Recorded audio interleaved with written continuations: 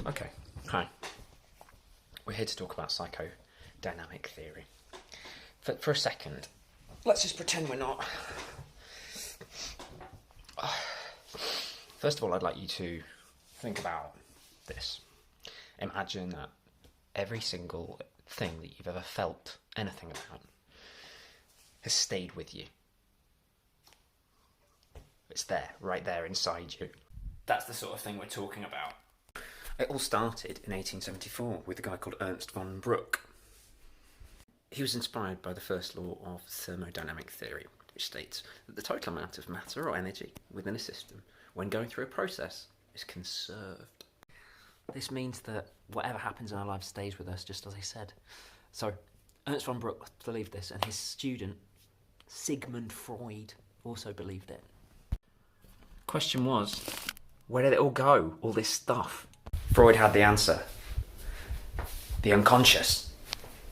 Okay, let's just calm down a minute. Who am I kidding? I'm not a calm person. So Freud was really interested in that. So he was also a struggler. He was a struggler.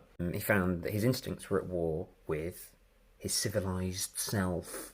He'd called that the id and the superego. The id being his instincts and his needs, and the superego being what society and the civilization sort of expected of him, and the internal narrative of that. Okay, so we have the id and the superego.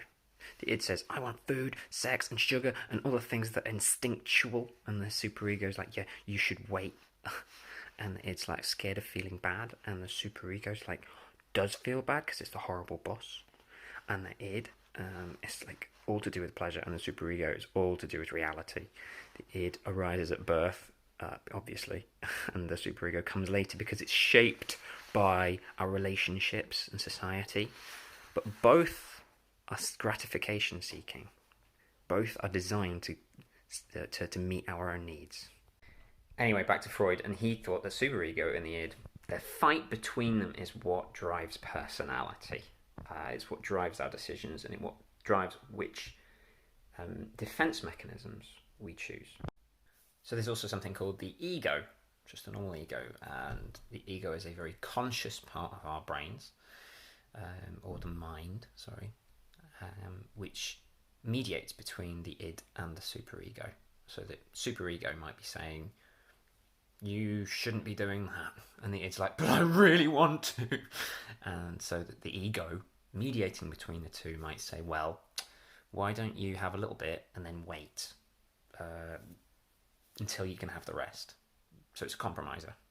So in making this video, my superego has been saying it should be informative, it should be fun, it should be well paced, we should be talking to the audience. The presentation should be this, this, this, this, and this. And on top of that, if you don't do that, then you're not good enough. So that's my superego talking. My id, if it was talking, then it would be, I just want to be loved for whatever I do. I just want to be loved for whatever I do. Please love me.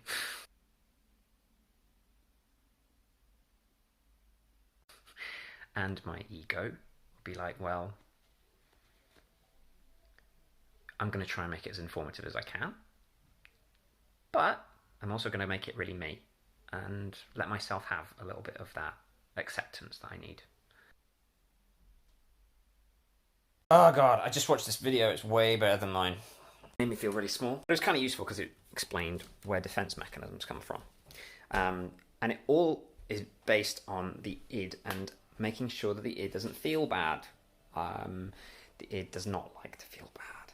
And so defense mechanisms arise to avoid that happening. So in response to me feeling bad for having watched an excellent video, much better than this one, I could have repressed the memory. And Freud thought this was the most important thing. So stuffing things into our unconscious via repression or a host of other defense mechanisms might give rise to neuroses or psychoses, and is really what makes up who we are in a problematic sense of being human. We're going to find out more about all of that from Max, who comes up next.